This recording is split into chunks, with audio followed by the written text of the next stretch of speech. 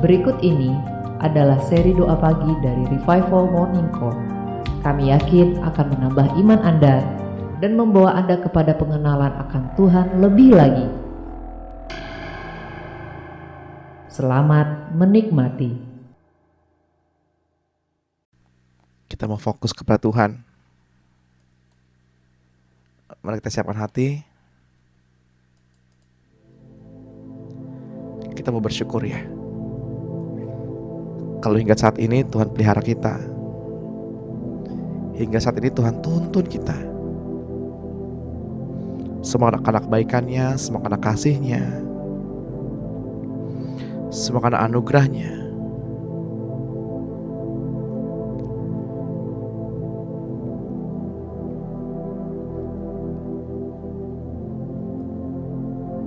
Beberapa waktu yang lalu saya merenung dan saya menyadari bahwa seringkali kita berdoa, kita berfokus sama kepentingan-kepentingan kita. Ketika kita berdoa, kita berfokus sama apa yang kita mau,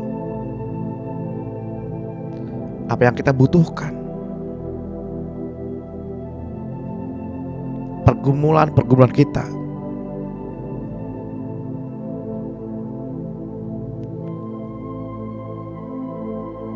Berapa banyak dari antara kita ketika bertemu Tuhan hanya berfokus sama kepentingan sendiri.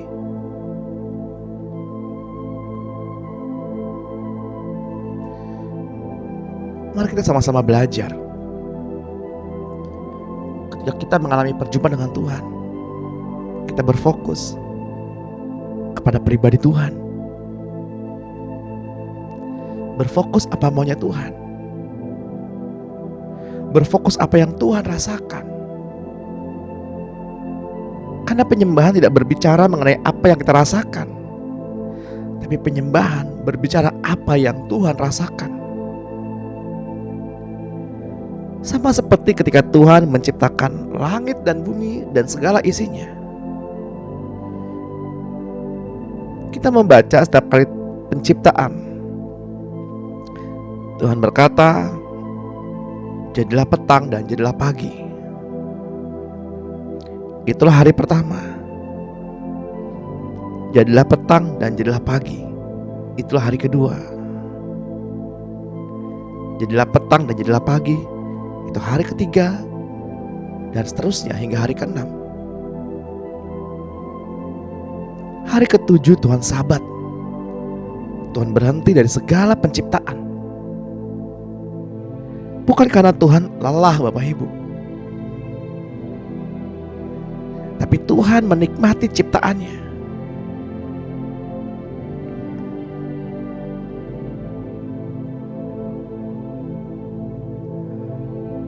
Selama penciptaan Tuhan berkata, Tuhan memandang semuanya itu baik. Tuhan memandang semuanya itu baik. Tapi ketika Tuhan menciptakan manusia, ketika Tuhan menciptakan Bapak, Ibu, dan saya, Tuhan berkata, sungguh amat baik.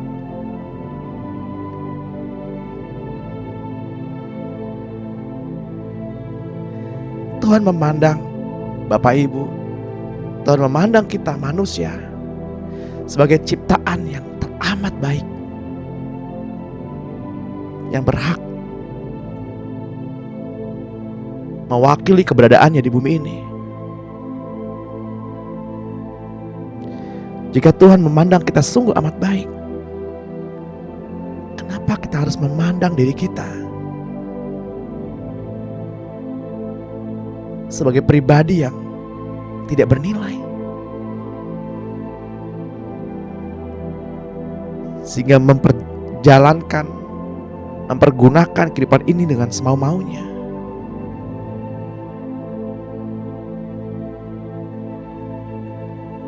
Jika Tuhan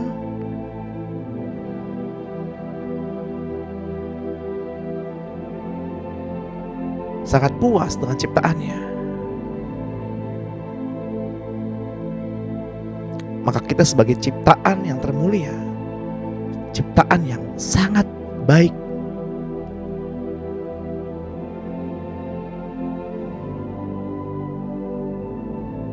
merespon pencipta kita.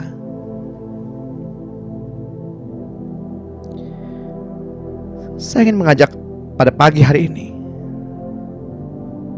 Bapak Ibu, kita semua untuk mengalami Tuhan. Mari buka hati, ambil tempat yang ternyaman. Saya gak lagi menuntut Bapak Ibu untuk duduk, tapi silakan ambil tempat yang ternyaman. Rasakan hadirat Tuhan. Betapa baiknya Tuhan, betapa agung, lembut, betapa manis.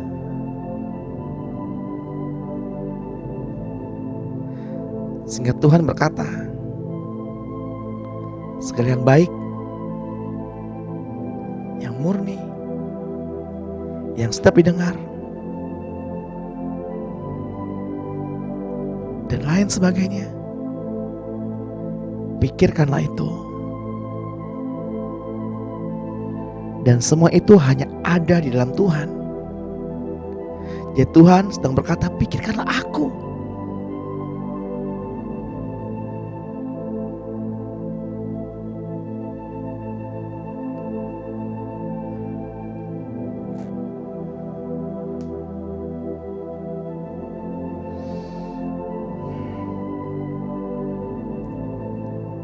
Kita sudah memasuki minggu ketiga di awal tahun 2023. Jika hingga saat ini kita masih ada, itu semua karena kebaikan Tuhan. Jika hingga saat ini kita ada, itu karena Tuhan sangat mencintai kita.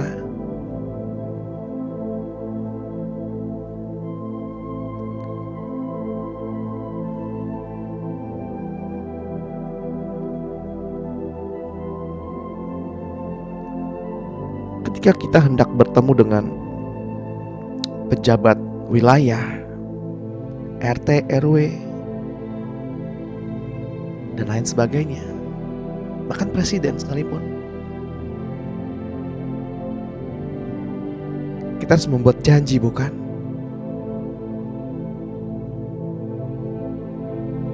Tetapi Allah, Raja, Sang Pencipta, yang mengingini bertemu dengan Bapak Ibu, bertemu dengan kita.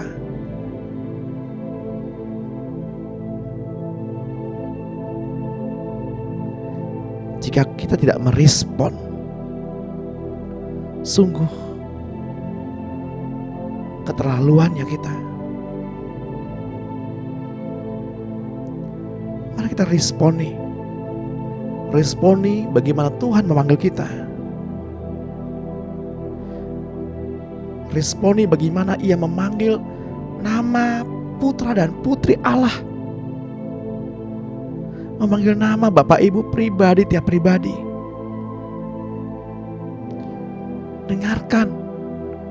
Dengarkan di hati, dengarkan di telinga, bagaimana Ia memanggil namamu. Pagi hari ini Tuhan memanggil nama kita satu persatu. Dengarkan dengan penuh kasih sayang, dengan kelembutan.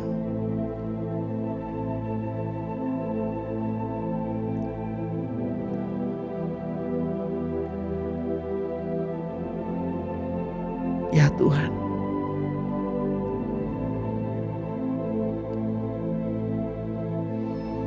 biarkanlah mata kami tetap dan terus tertuju hanya kepadamu.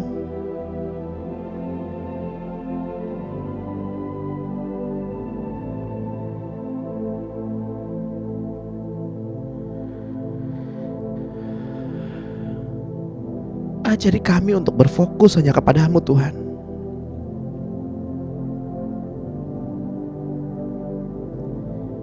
Tidak berfokus kepada diri sendiri. Sebab ketika kami berfokus kepada diri sendiri, bukan Engkau yang hidup, tetapi ambisi kamilah yang hidup.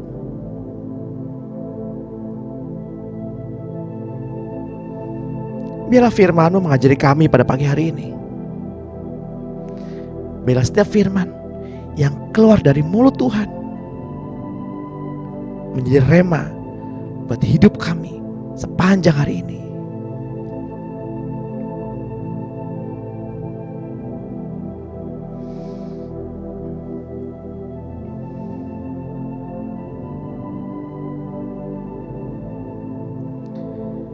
Selamat pagi Bapak Surgawi. Selamat pagi Tuhan Yesus.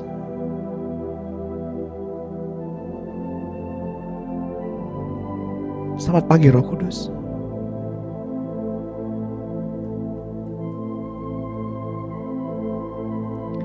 Kiranya Tuhan memberikan kepada kita pencerahan pada pagi hari ini, agar kita dapat mampu menangkap firman yang murni, hikmat yang murni, agar kami mengerti setiap rencana dan rancangannya, agar kita dapat menangkap setiap hikmat yang Tuhan berikan dalam panggilannya. Untuk itu saya berkata kepada Bapak Ibu semua, kepada kita semua, siapapun yang mendengar doa-doa ini, hai jiwa,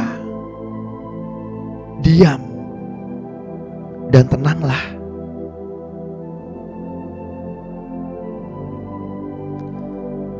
Suara-suara berisik di hati, diam dan tenanglah. Marilah kita memuji Tuhan. Marilah kita mengingat-ingat kebaikan Tuhan. Marilah kita merenungkan setiap kebajikan Tuhan.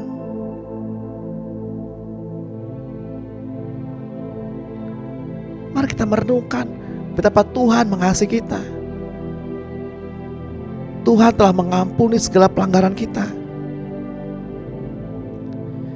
Tuhan yang telah menebus kehidupan kita, sehingga kita lepas dari kebinasaan.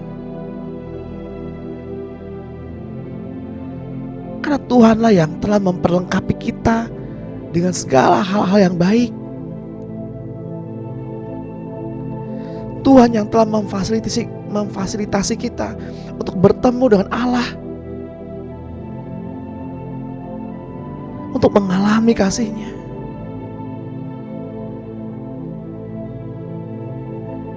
Tuhan yang telah memberikan mahkota kemenangan kepada kita dengan penuh kasih sayang dan sifat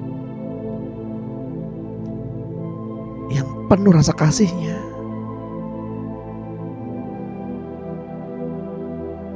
Tuhanlah yang telah memberikan kepuasan bagi mulut Bapak Ibu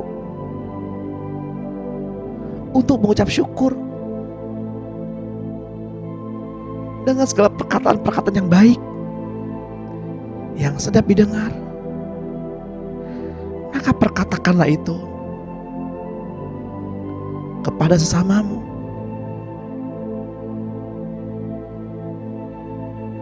Perkatakanlah itu kepada pasanganmu, pada orang tua dan anak-anakmu.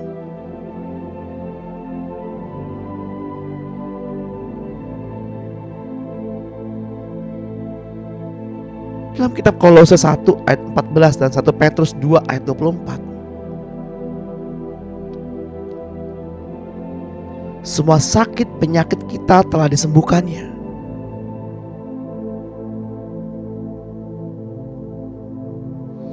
Hidup kita dibuat menjadi awet dan aman di dalam tangan Tuhan. Dan Tuhan telah memberi kekuatan di dalam hidup kita.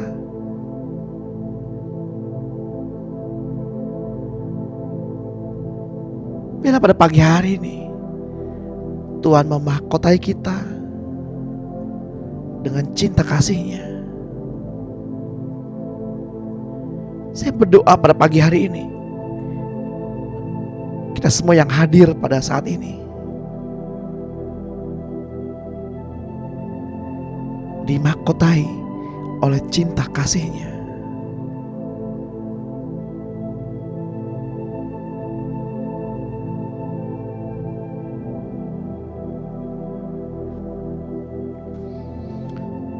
Seketika saya teringat tentang kisah di dalam Alkitab tentang anak bungsu yang terhilang.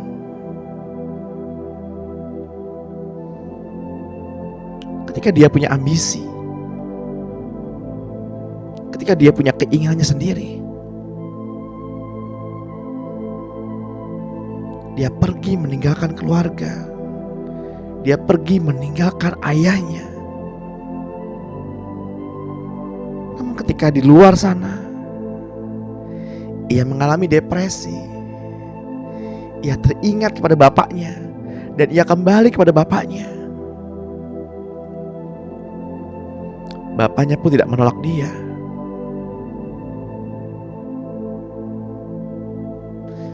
Bapak selalu menunggu anaknya kembali.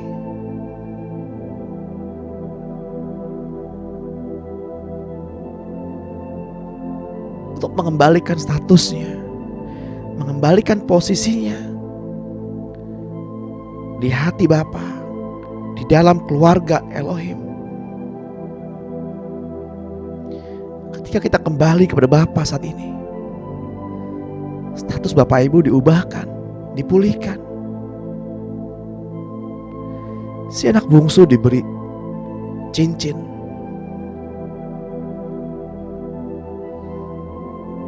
yang melambangkan kekuasaan.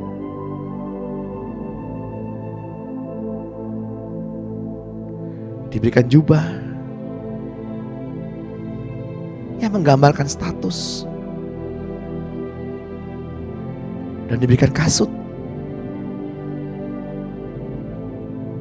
yang menandakan dia seorang bangsawan.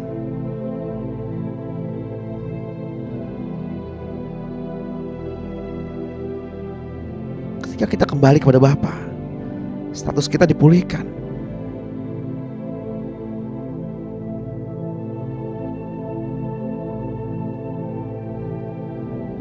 Ketika si bungsu sudah kembali,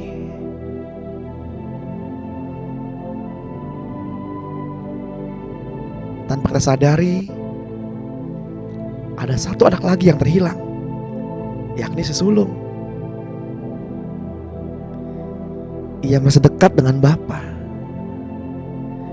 Ia beribadah. Ia tidak jauh dari Bapa. Ia mengerjakan apa yang menjadi pekerjaan Bapanya. Tapi ia tidak mengalami hati Bapa. Ia menggerutu ketika saudaranya kembali dan mendapatkan perkenanan.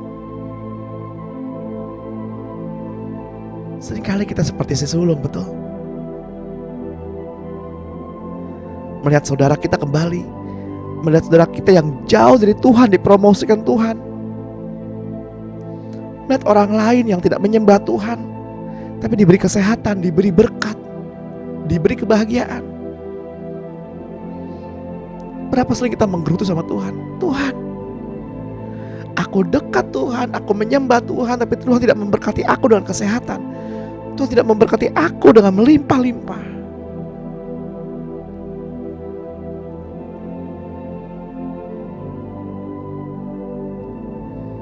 Ketika kita protes sama Tuhan, kita sedang berfokus pada diri sendiri.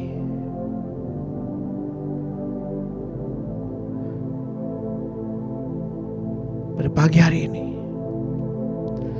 mari kita sembah Tuhan.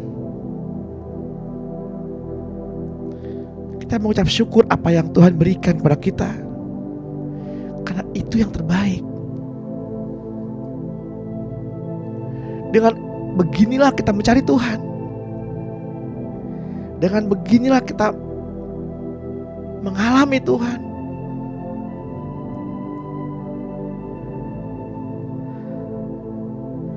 Kami mengasihi-Mu Tuhan, sebab kemurahan hati-Mu tidak pernah gagal bagi kami. Sepanjang hari kami ingin memegang setiap firman-firman-Mu. Kami ingin dipegang dalam tangan kasih-Mu. Dari saat kami membuka mata hingga kami membaringkan kepala kami kembali, ajari kami untuk menyanyikan kebaikan-kebaikan-Mu.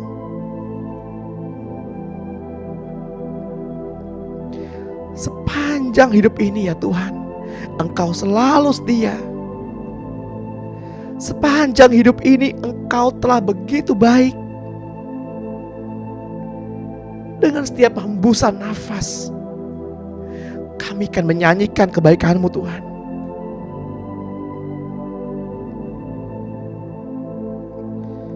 Kami merindukan suara-Mu. Engkau telah memimpin kami melewati api. Dalam gelap malam, Engkau begitu dekat. Tidak seperti yang lain. Kami telah mengenal-Mu sebagai Raja. Kami telah mengenal-Mu sebagai kekasih hati. Kami telah hidup dalam kebaikan-Mu Tuhan.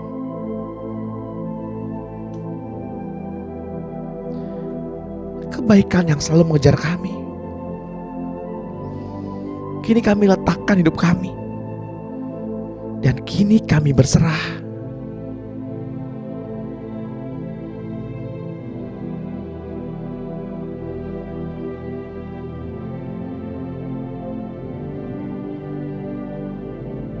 Seperti Elia yang telah menerima kuasa yang teramat dahsyat ketika ia diutus untuk menegur Raja Ahab yang dikuasai Izebel, yang juga terbawa menjadi penyembah Baal dan Asyera. Elia berhasil menunjukkan kuasa Allah yang mengirimkan api dari langit dan menyembelih nabi-nabi Baal, membawa bangsa Israel kembali menyembah Yehova.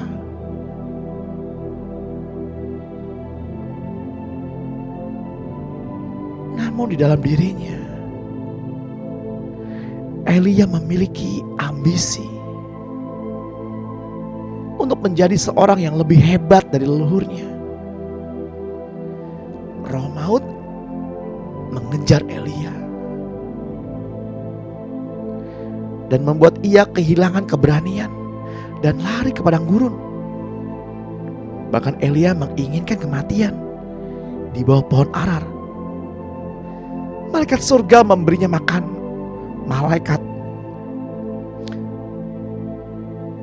Makanan malaikat diberikannya kepada Elia, yang membuat ia sanggup berjalan 40 hari 40 malam menuju ke Gunung Horeb.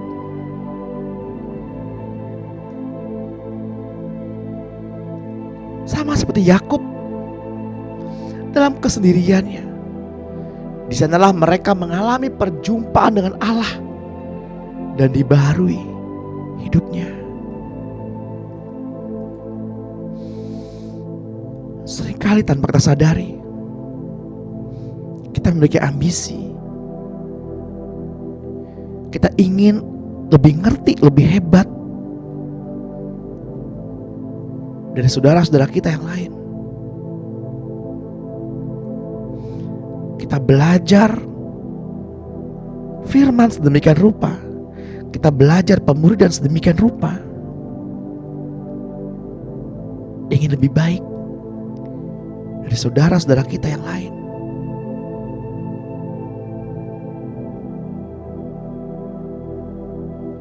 Beberapa waktu yang lalu saya pun mengalami demikian.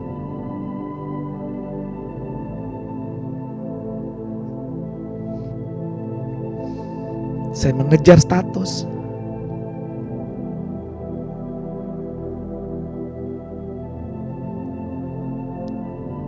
mengejar titel,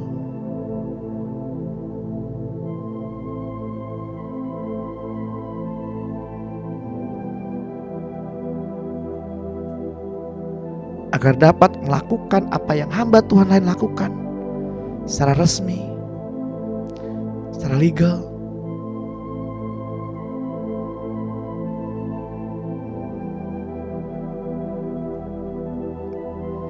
Namun saya bersyukur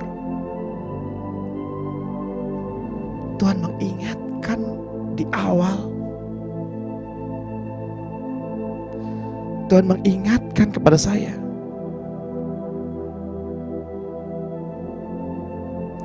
sebelum saya melangkah terlalu jauh.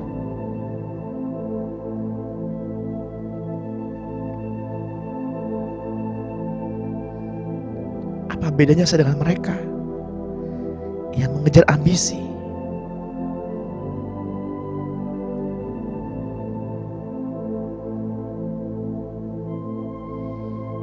Dalam kesendirian, selalu kesendirian.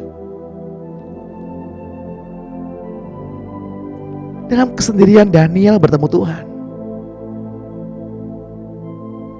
Dalam kesendirian Elia mengalami Tuhan. Dalam kesendirian Musa bertemu Tuhan. Dalam kesendirian Yakub bertemu wajah Tuhan.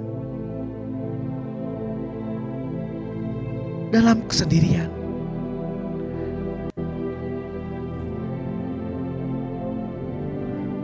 bapak-bapak rohani kita mengalami Tuhan. Dan pagi hari ini, dalam kesendirian, di tempat bapak ibu masing-masing, alamilah Tuhan. Temukan wajahnya.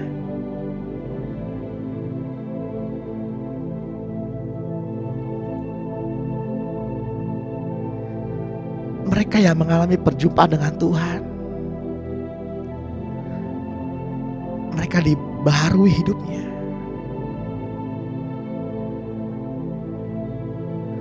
Mereka yang mengalami Tuhan pasti mengalami pembaruan. Mereka yang mengalami Tuhan gak suka ngomongin orang lain. Mereka yang ngalamin Tuhan gak suka jahat kepada sesama. Bagaimana dengan kita? Kita mengaku mengalami Tuhan, tapi kita masih memiliki perkara seorang terhadap yang lain di dalam kehidupan kita. Bagaimana dengan kita, Bapak Ibu? Kita mengaku mengenal Tuhan, tapi ketika kita datang ke Tuhan, kita berfokus kepada keinginan diri sendiri, berfokus apa maunya diri sendiri, berfokus sama rancangan-rancangan diri sendiri. Kita membawa agenda-agenda kepada Tuhan.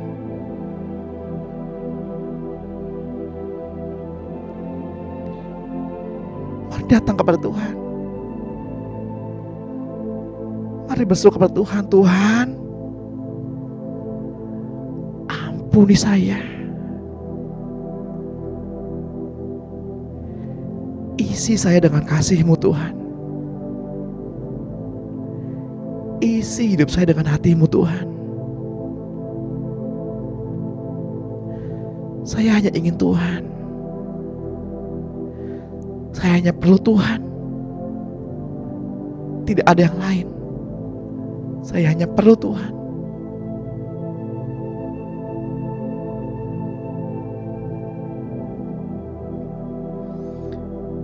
Terus alami Tuhan Bapak Ibu.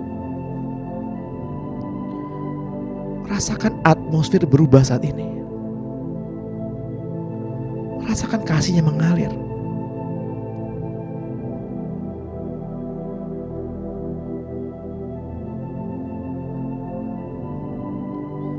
Seperti ranting yang dicangkokkan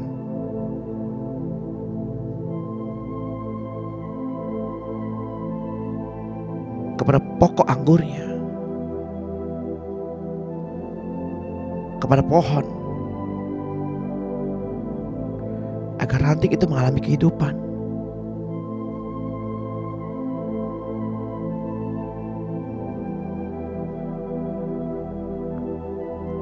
Mungkin Bapak Ibu berpikir, kenapa Tuhan izinkan aku dalam masalah terlebih dahulu? Kenapa Tuhan izinkan aku jatuh terlebih dahulu? Baru Tuhan panggil aku kembali pulang.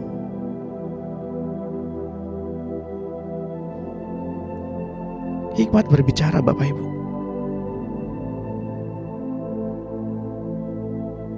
Ketika dari berbagai jenis tanaman dicangkokkan ke dalam batang pohon yang sejati, maka akan menghasilkan varian-varian baru yang begitu indah.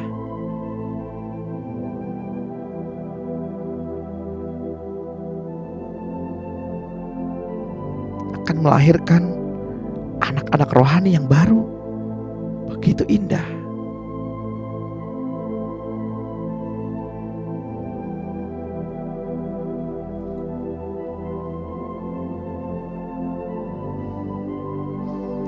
Setelah Elia mengalami kematian ambisinya di bawah pohon Arar, Elia bukan lagi dirinya sendiri.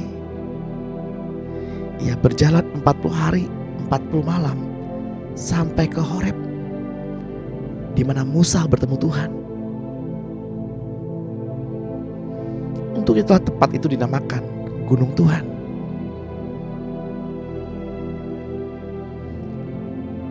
Perjumpaan pribadi dengan Tuhan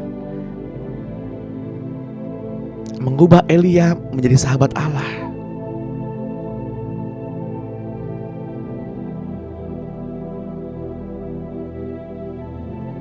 Ketika kita mengalami perjumpaan pribadi dengan Tuhan, apakah itu mengubah kita menjadi sahabat Allah?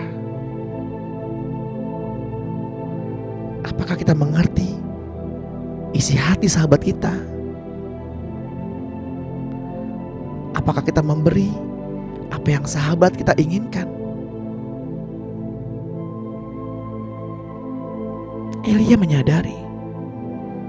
Marilah kita menyadari bahwa yang berjuang bukan kita sendiri lagi, tapi Tuhan.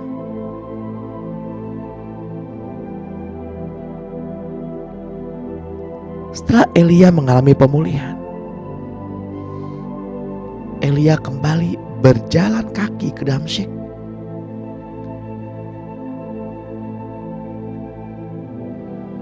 Dan berjumpa dengan Elisa,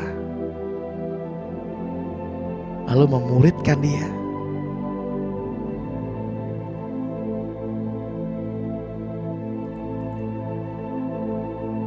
Pemulihan yang Tuhan berikan kepada kita, kepada Bapak Ibu, sudahkah melahirkan murid yang baru?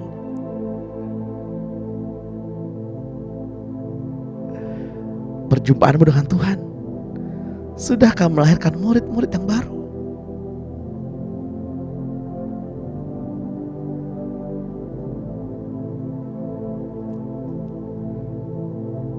Saat itu tidak ada media sosial Bapak Ibu,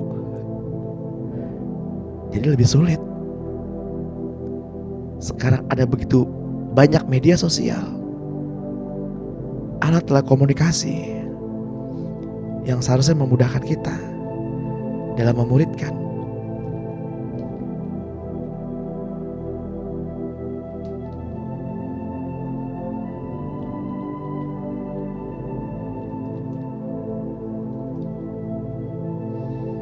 Saya tidak berkata Bapak Ibu harus menjadi seorang pengajar di revival. Tapi yang saya katakan, apakah orang-orang di sekitar kita melihat Yesus dari dalam kehidupan kita? Apakah kita sudah menyampaikan isi hati Tuhan kepada mereka? dan mereka mengalami Tuhan.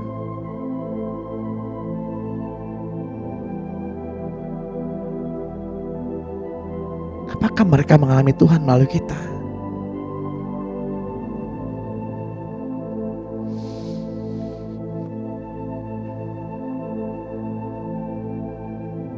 Terus menyembah, terus menyembah, terus menyembah.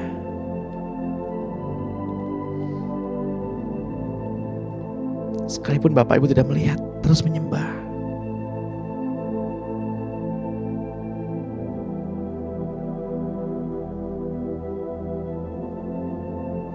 Setelah mengalami kematian terhadap dirinya sendiri, terhadap ambisinya, Elia hanya bertindak atas perintah Tuhan saja.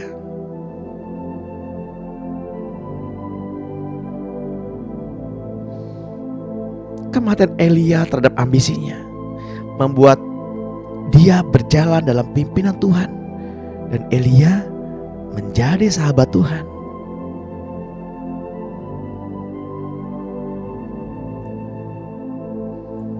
Tanpa disadari kita memiliki banyak ambisi, Bapak Ibu. Ingin lebih rohani, ingin kaya, ingin sukses, bahkan ingin kurus. Ingin.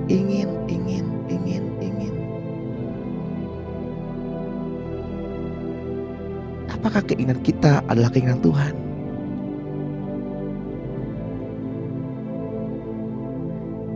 Dua Raja-Raja 1 ayat 3 menuliskan, tetapi berfirmanlah malaikat Tuhan kepada Elia, orang Tisbe itu, bangunlah, berangkatlah menemui utusan Raja Samaria, dan katakan kepada mereka, apakah tidak ada Allah di Israel, sehingga kamu ini pergi untuk meminta petunjuk kepada Baal-zebub, Allah di Ekron? Elia berdiri di antara orang-orang yang berpengaruh. Elia berdiri bersama Tuhan di antara raja-raja, dan Elia mengajar mereka.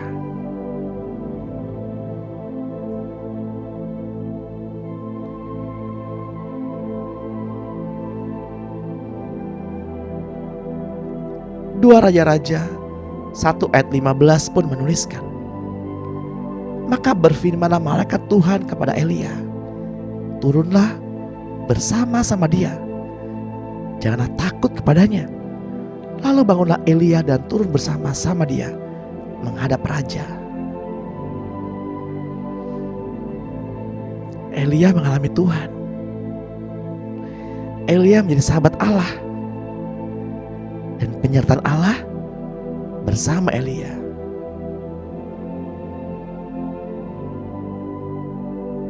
Elia hanya bergerak jika Tuhan inginkan, dan ia tidak lagi didorong oleh ambisi apapun.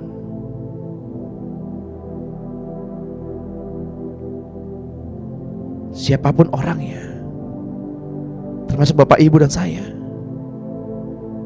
ketika mengalami perjumpaan dengan Tuhan, Tuhan pasti mengubah hidup kita dan menjadikan kita manusia yang baru, sedikit demi sedikit.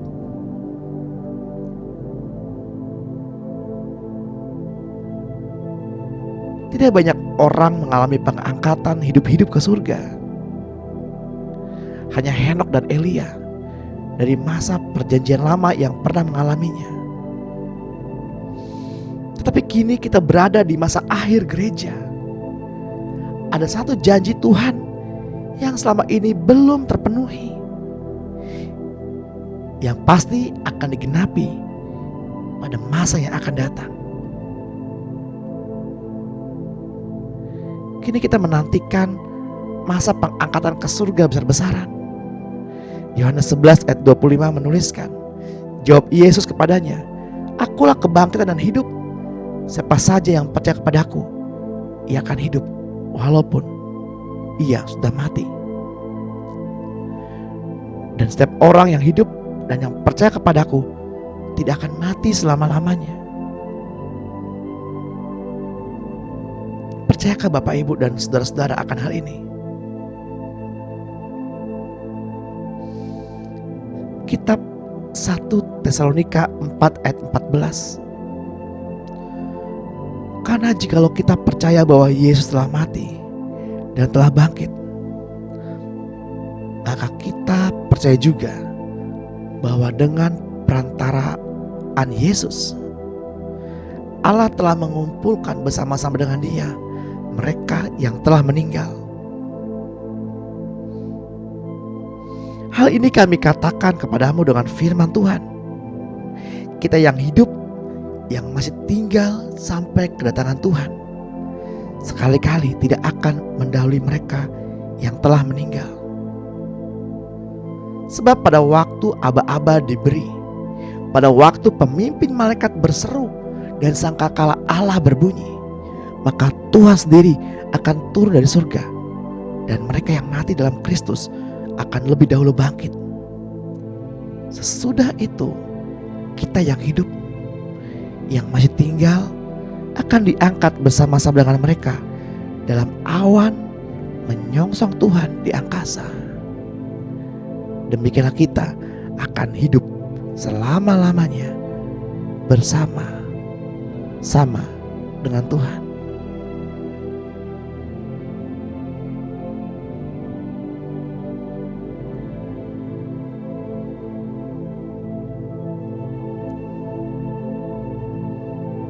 Lukas 17 ayat 34 menuliskan, demikian firman Tuhan. Aku berkata kepadamu, pada malam itu ada 2 orang di atas satu tempat tidur, yang seorang akan dibawa dan yang lain akan ditinggalkan. Ada 2 orang perempuan bersama-sama menggiling gandum, yang seorang akan dibawa dan yang lain akan ditinggalkan. Kalau ada 2 orang di ladang, yang seorang akan dibawa dan yang lain akan ditinggalkan.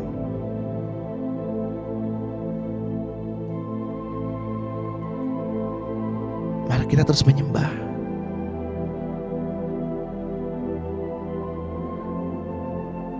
agar kita mengalami Tuhan dan masuk ke dalam generasi pengangkatan. Alami Tuhan, karena Dia begitu baik, Dia begitu lembut.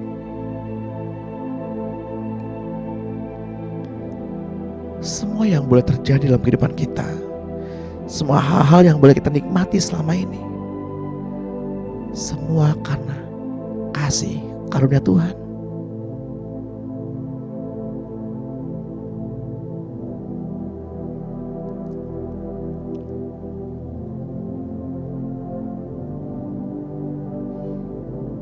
Tuhan menciptakan Bapak Ibu begitu sempurna.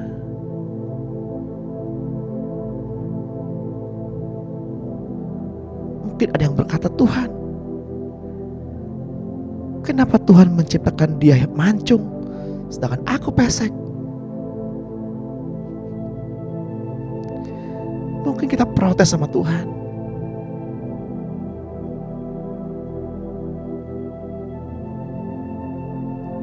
Tidak ada mancung ataupun pesek di depan Tuhan. Kita adalah makhluk yang unik, yang Tuhan ciptakan.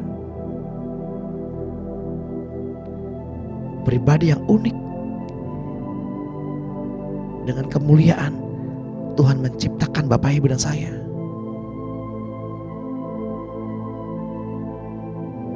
Mari terus menyembah dengan mulutmu, dengan hatimu, terus menyembah.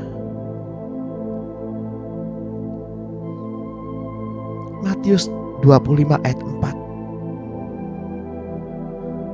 mengisahkan tentang gadis-gadis yang bijaksana. Mereka yang membawa pelitanya dan juga minyak di dalam buli-buli yang mereka bawa. Gadis-gadis yang bodoh berkata kepada gadis-gadis yang bijaksana, berikanlah kami sedikit dari minyakmu itu, sebab pelita kami hampir padam.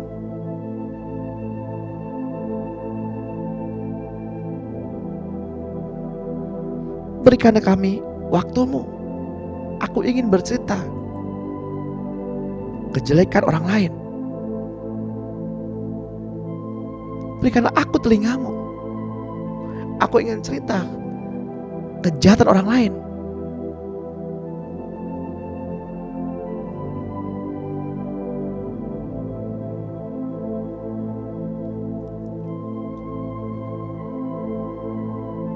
Aku ingin bercerita tentang dosa-dosa hamba-hamba Tuhan.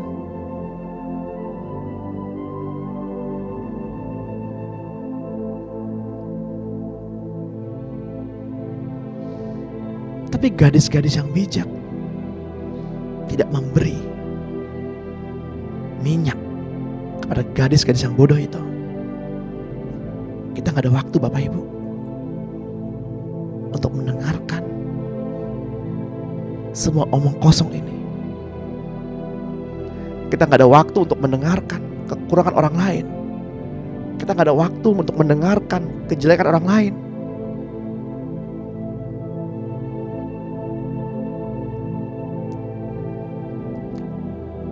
Karena Tuhan hanya inginkan kita memberi telinga, memberi hati, mendengarkan suara Tuhan. Bukan mendengarkan apa yang iblis katakan.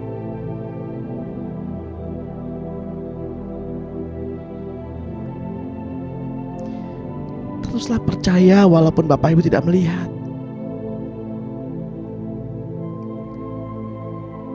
Teruslah percaya dengan apa yang ada di depanmu. Teruslah berjalan bersama Tuhan, sekalipun jalan tampaknya gelap.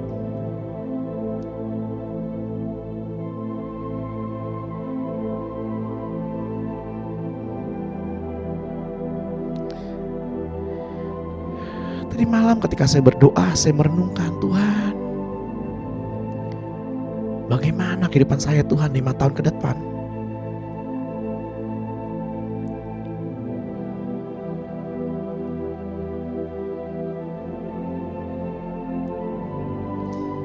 Lalu pagi ini Tuhan menjawab, tetaplah percaya walau tidak melihat.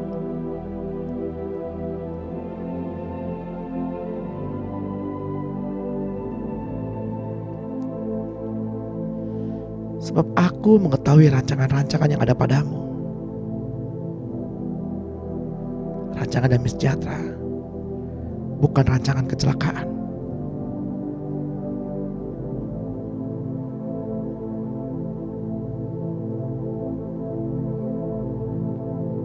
Masa depanmu akan baik-baik saja jika engkau melakukan firman yang aku berikan kepadamu. Mendengarkan dan melakukannya dengan setia.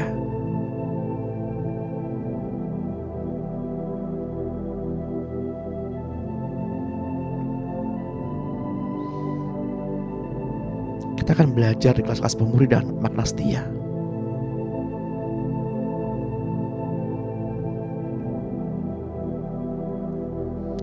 Tapi pada pagi hari ini saya hanya ingin mengajak Bapak Ibu untuk menikmati Tuhan.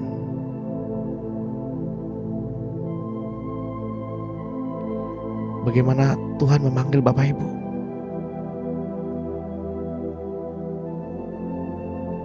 Dengan kata, anakku yang kau kasihi.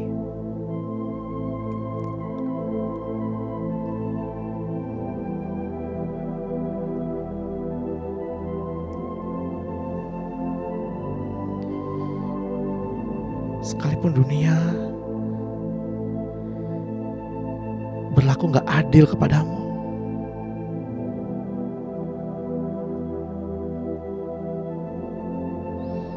sekalipun dunia begitu keras kepadamu, tapi ada satu pribadi yaitu Bapa surgawi yang selalu memanggil kita dengan kata anak yang kau kasihi.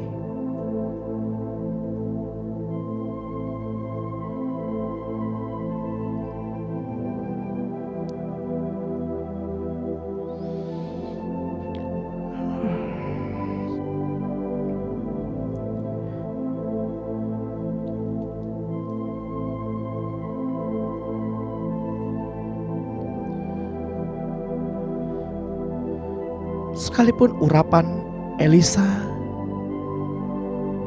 2 kali lipat urapan Elia, tetapi urapan Elisa tidak membawa Elisa terangkat ke surga.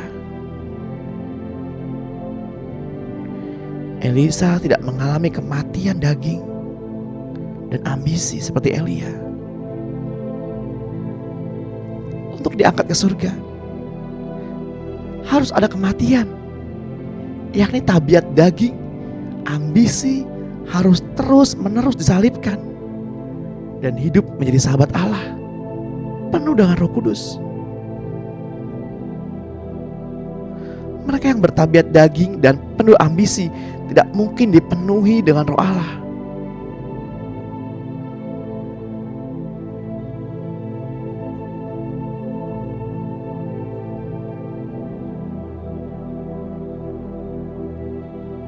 Walaupun yang nampaknya bersifat rohani sekalipun,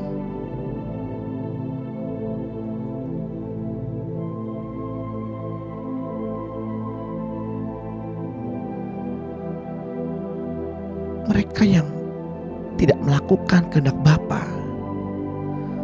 mereka yang walau percaya kepada Kristus tapi tidak dapat melihat Yesus,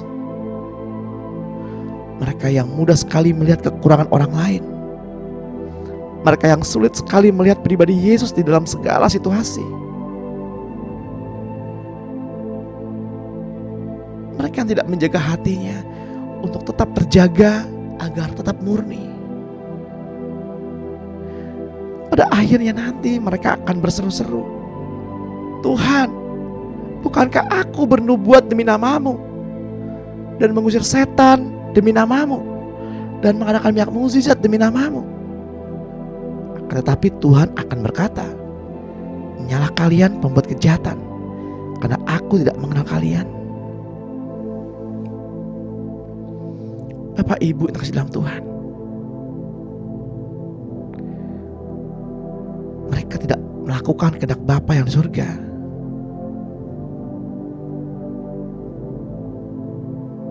Mari kita melakukan kehendak Bapa di surga. Saya mau mengajak Bapak Ibu untuk belajar bersama-sama, berdoa bersama-sama, cara hidup di dalam Allah.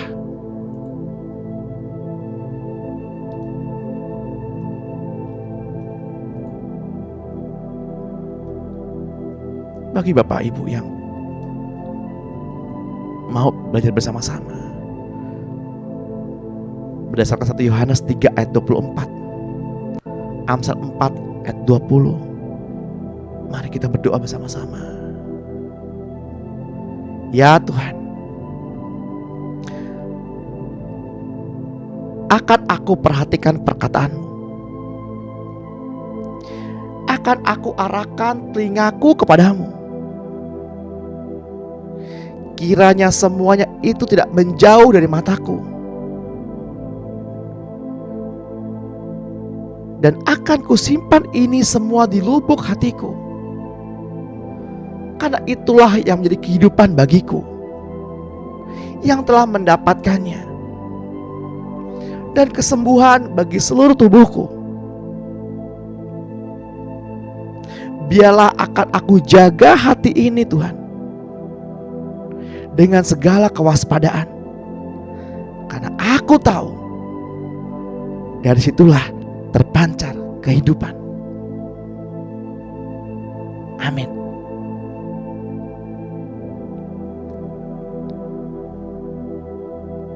Ini ayat terakhir Bapak Ibu untuk hari ini. 1 Yohanes 3 ayat 24 menuliskan, barang siapa menuruti segala perintahnya, ia diam di dalam Allah dan Allah di dalam dia. Dan demikianlah kita ketahui bahwa Allah ada di dalam kita, yaitu Roh yang telah Ia karuniakan kepada kita. Mari Bapak Ibu yang kasih dalam Tuhan, kita angkat kedua tangan kita.